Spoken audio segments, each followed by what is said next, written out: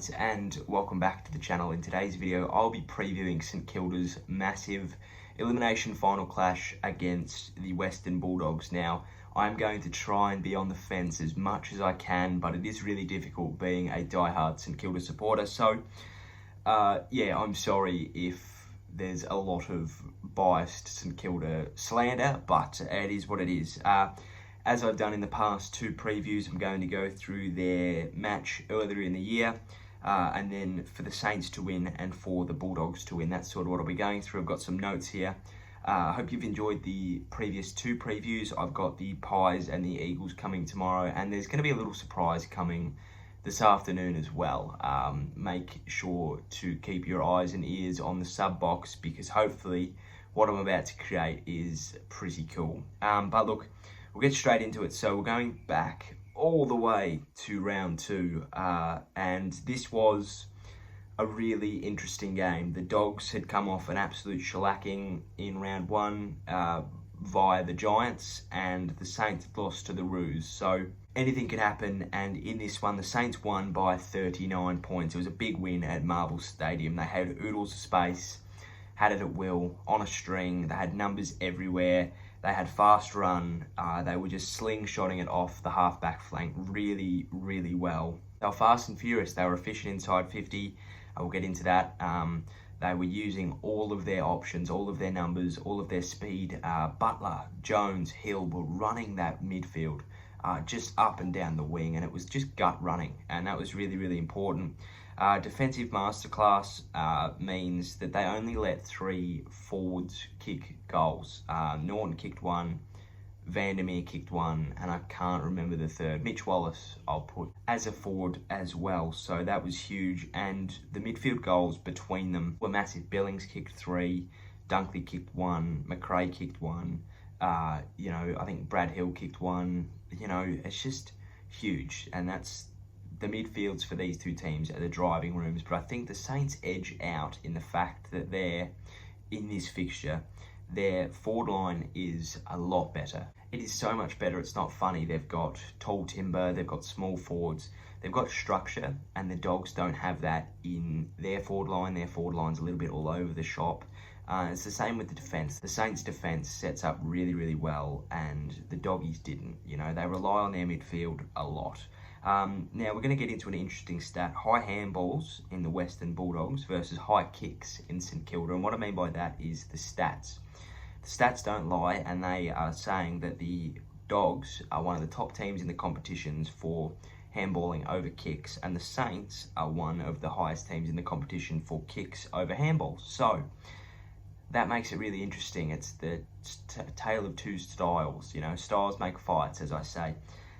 It's going to be interesting, I think, for that. There just needs to be intense pressure on both disciplines. The Saints need to make sure that they can't get out. They need to make sure they either keep it stupidly long or stupidly close. It's interesting. And the same with the Dogs. They need to either make sure the Saints can't kick, or if they are kicking, it's not a good kick. It does work in the Saints' favour a little bit more, I think. There's the Saints bias, but it is what it is in my opinion. For the Saints to win, run fast and don't stop. That's what's worked for them all year. Whenever they've played quick footy, they've won. They do not stop running. They've got some really good guys with some really good tanks, and they need to use them. When we stop, we die. Rats has said that in many of his press conferences and videos and stuff, that when the Saints get stuck, they die, and that is what the Saints really need to do. They just can't stop running. They've got nothing to lose here at the moment. People didn't think they'd make finals, and they have. They've got nothing to lose. The Doggies, if anything, have something to lose. Forward entries are essential, push deep and to an advantage. That's huge. What the Saints haven't done as of late is go deep into the forward line. They are the top team in the competition for shots on goals and conversions of goals from 15 metres out.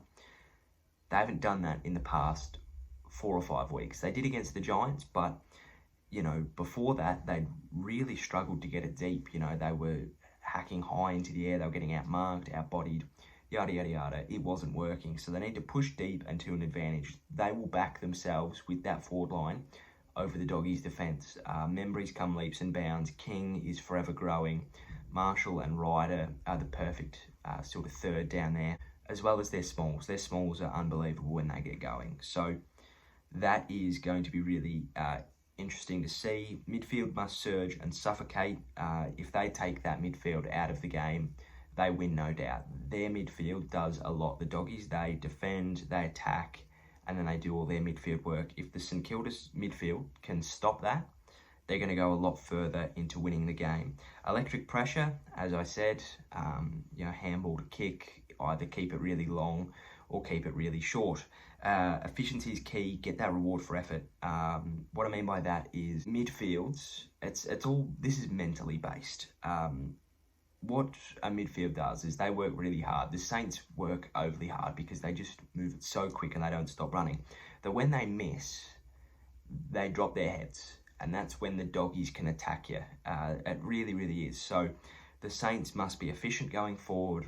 Whether it's a set shot or a goal, they must be efficient. They must get that reward for effort, and their defence must be ruthless. The Dogs' forward line is beatable. It is been really struggling as of late to either get position and or influence on the game, so they must just be relentless. Big bodies, big hits, big contests.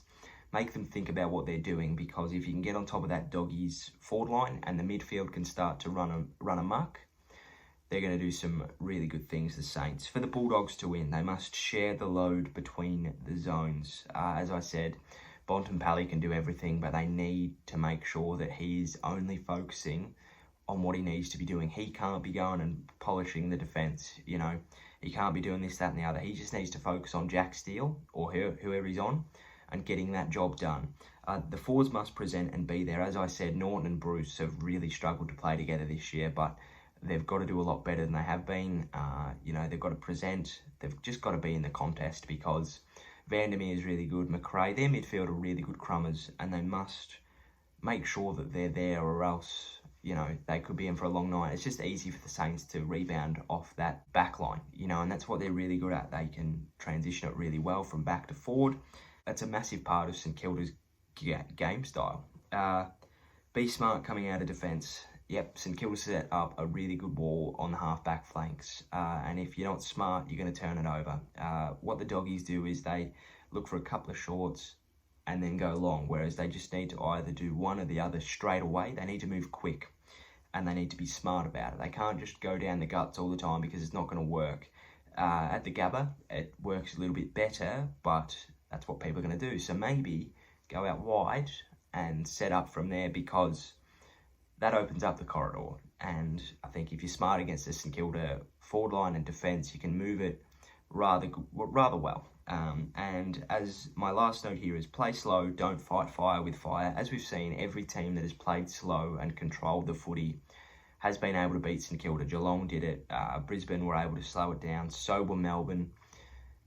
They're beatable when you move it slow, and I think that that's something that they've been working on, but it's still not yet great. So if you play slow and don't fight fire with fire, play your own game, just possession footy, you can get them to break under that pressure, because what they're going to want to do is, when they get the ball, move it as quick as they can. That's when you set up really well defensively, and you can just ping pong it between your backs going forward and then your backs getting back. So that's what they can do. It'll be really interesting to see who goes to Bontempelli. I'm hoping Seb Ross, as a Saints fan. He's become a little bit more of a tagger this year, Seb, and I like it, because Steele's just been able to run an absolute muck in that midfield, and it'll be interesting to see who goes to Caleb Daniel. I think it might be Geary. Jaron Geary did a really good job on Sam Doherty, made them have to move him, and he didn't have a great influence on the game after half-time. So that could work as well, because Jaron is very capable at taking a mark. Kicking a goal, I don't really care, but as long as he's taking their best defender out of it, I'm fine with that. My prediction, it's tough not to be biased here. So I'm going to leave it up to you. I think we all know where I'm going. St Kilda by a couple of goals. It is what it is, I think it'll be a close game, in all honesty. I think that these two teams are really exciting to watch when they're on. If one is off, then the other has a really good opportunity to capitalise. But If the Saints can come with that sort of pressure that they did in round 2, they should have no issues. If the Dogs can finally put it together, they'll have a very, very good shot at winning. I think the Saints are going to win, of course. Sorry for being biased, but I'm not going to tell you that the Doggies are going to win. So, thanks for watching. Hope you enjoyed. If you did, please give us a like and a subscribe down below. Enjoy what's coming this afternoon. Enjoy what is coming tomorrow as well into the next couple of weeks. I will be reviewing this game. It will be the only game I'll be reviewing of the week because that's my series all year. So look out for that. Hope you enjoyed. Take care. Stay safe. Cheerio. Sayonara and goodbye.